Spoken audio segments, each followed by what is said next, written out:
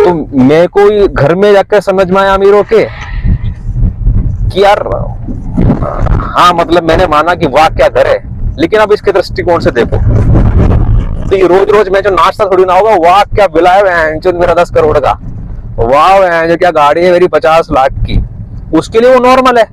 आपने जबरदस्ती आप नॉर्मल बना रखा है, आपने हवा बना रखा है उसका, और इसलिए आपकी जिंदगी कष्ट में, जबकि वो नॉर्मल चीज है। luxurious life, now I'm talking about a fact here, that luxurious life and comfortable life is a normal thing. There is nothing amazing or nothing great about it. abnormal तो बाकी सब लोगों की जिंदगी है, तो वो abnormal है, तो उनको जाके देखना चाहिए कि तुम इतने abnormal लाइफ क्यों जी रहे हो।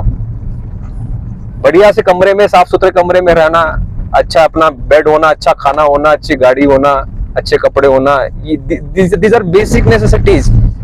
इसके लिए ऐसे क्या है जो कि अमीर लोगों की जिंदगी देखो कैसी होती है। चाहूंगा कि हर किसी की जो अमीर, जिसने जो अचीव कर लिया ना, वो उसके लिए अमीर ही नहीं है, उसके लिए अमीरी की जो डेफिनेशन है, ऑडी ड्राइव करते हैं, लेकिन अब उनका सपना क्या है, उनके लिए वो नॉर्मल है। हाँ तो क्या रोज उसी ऑडी में तो बैठता हूँ, क्या क्या चाटू क्या ऑडी को, हमने उसका रील बना दी, फोटो बना ली, क्योंकि हमको लगा कि अच्छी बात है, बट वो रोज उस ऑडी में घुसते, तो इट्स फ्रिकिंग नॉर्मल।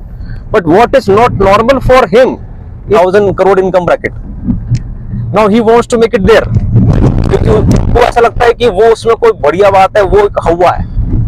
लेकिन जो 1000 करोड़ के इनकम ब्रैकेट में जो लोग हैं, उनके लिए वो नॉर्मल है, और उनके लिए कोई बड़ी चीज पर 5000 10,000 करोड़ का इनकम ब्रैकेट होता है। एक कंट्री है मोनाको करके, उसमें वो टैक्स फ्री कंट्री है, दुनिया के सबसे बड़े बड़े अरबपति वहां पर जाके रहना चाहते हैं। तो उसमें क्या बिलियनियर्स लेन है, बिलियनियर लेन के सारे बिलियनियर रहते हैं। ये कोस्टल कंट्री है, तो जैसे बिलियनियर लोग रहते हैं, उन बिलियनियर उनकी कार के वहां पे गैराज वगैरह होते हैं, वैसे बिलियनियर की यॉट्स भी वहां पर एक एक करके पार्क होते हैं। तो उन लोगों की जो कंपटीशन है, टेंशन है, खुशी, वो इसी बात पे आधारित है कि बेंचो इस बिलियनियर लेन में मेरे से नीचे बिलियनियर कौन है और ऊपर बिलियनियर कौन है, और जो भी यॉट है ना, उसमें मेरी यॉट से 1 इंच यॉट ज्यादा किसकी और 1 इंच छोटी किसकी, जिसकी 1 इंच छोटी में उसमें चौड़ दिखाऊं, जैसे वो आपको चौड़ दिखा रहा था, और जो जिसकी यॉट मेरे से 1 इंच ज्यादा है, मैं थोड़ा उसकी चाटू या उससे बड़ा करने का प्रयास करूं, वो रेस वहां पे भी है हर जगह। और जिस दिन को एक नया बिलियनियर आ गया बिलियनियर लेन में, जिसने यॉट पार्क कर दी और उसने सबको इनवाइट कर दिया बिलियनियर नेटवर्किंग करने के लिए, नेटवर्क भी करते हैं और अंदर ही अंदर सबको जलाते भी हैं। तो नेटवर्किंग करने के जलाने के लिए उसने सबको पार्टी पे इनवाइट कर दिया, तो बाकी सारे बिलियनियर की फुक गई। इतने सालों की मेहनत में जो भी उन्होंने अपने अरमान बनाए थे, अपनी अकड़ बनाई थी, नया बिलियनियर आ गया, सबकी रेगड़ी निकल गई मेरी क्लास में एक स्टूडेंट था, वो उसके पापा पोर्शे चलाते थे, तो और वो ऐसे कुछ गैजेट वैजेट लेके आता था क्लास में, सब बच्चे उसको बोलते थे अरे वाह ये वो ऐसा करो, उसको प्रेस करते थे। तो मैंने भी एक उसको ऐसे प्रेस कर दिया, तो वो ऐसा बोला कि अच्छा, रहता था वो न्यू दिल्ली में, ये न्यू फ्रेंड्स कॉलोनी में, वहां पर सब ऐसे ही रहते हैं अमीर लोग। तो उसने मेरे को बोला अरे हम काय अमीर हैं सर, असली अमीर तो वो है हमारे सामने वाले। अभी उन्होंने ये रोल्स रॉयस घोस्ट ली है और उन्होंने सर एक शेफ रख रखा सर, 60,000 शेफ को देते हैं सर, उसको जो बोलते हैं ना कि मतलब चाइनीज खाना है, आज मुझे मंचूरियन खाना है, आज में साउथ इंडियन खाना है, सर बना के लेकर आते हैं।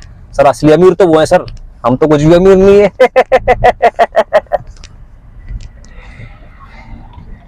क्या समझे आप? तो आप ये समझिए कि जो अमीरी है ये कितनी ज्यादा फ्रेजाइल कॉन्सेप्ट है ये, और कितना ज्यादा इल्यूजरी कॉन्सेप्ट है ये। और इसका जो डिवीजन है कि भाई वो अमीर और मैं गरीब, तो मैं वो अमीर बनना चाहता हूं, ये जो डिवीजन है ये आपके माइंड ने क्रिएट किया हुआ है। जब तक वो डिवीजन आपके माइंड में रहेगा, you will never be able to cross that division and you will never be able to achieve those luxury which itself does not exist। मोटा मोटा 99% तो एग्जिस्ट ही नहीं करती है वो, ठीक है।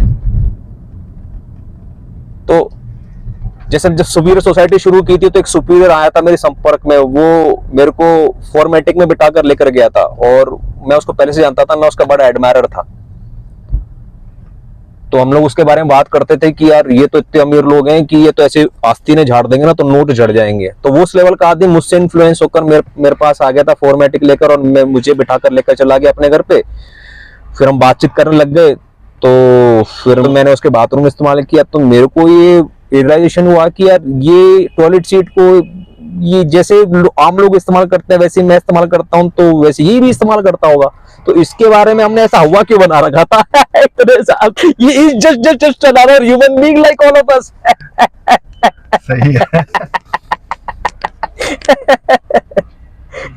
उसके पीठ में जो कहानियां बना रहे हैं 4 गुलाम मिलके, ओ यार वो पीटी सर है ना तो ने झाड़ देना, और तुमको पता उनकी सेक्रेटरी के ना बैग में ना ग्लोट की गड्डियां ऐसे ऐसे थमी रहती हैं। ऐसे अपने इल्यूजन को जो गुलाम लोग होते हैं वो स्ट्रेंथन करते रहते हैं एक दूसरे से बात कर करके बजाय इसके कि आप उस फ्रीक्वेंसी में एंटर करने की कोशिश भी करो, आप पैसे कमाने की कोशिश भी करो, और उस लग्जरी को इल्यूजन को छटाने की कोशिश भी करो।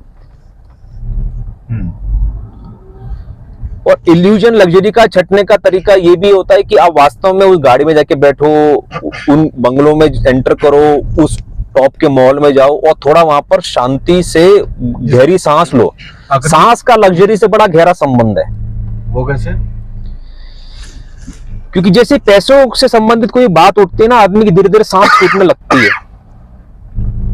और जो आदमी पैसों के मामले में उतना रिलैक्स्ड है ना, उसकी सांस उतनी गहरी है। अब वो कोई भी हो सकता है, वो 1000 करोड़ का स्वामी भी हो सकता है और वो 5 रुपए का स्वामी भी हो सकता है। तो ये जो लग्जरी है पूरी तरीके से एक परसेप्शन है। उस लग्जरी में 5 रुपए का स्वामी भी जी सकता है, 1000 करोड़ का स्वामी भी जी सकता है, और 1000 करोड़ का स्वामी है वो भी दुखी रह सकता है। राजी यहाँ पर तो ऐसी कोई भी जगह नहीं है। ये ढाबे वगैरह हैं, ये सब तो ऑटो पार्ट वाले जैसे हैं।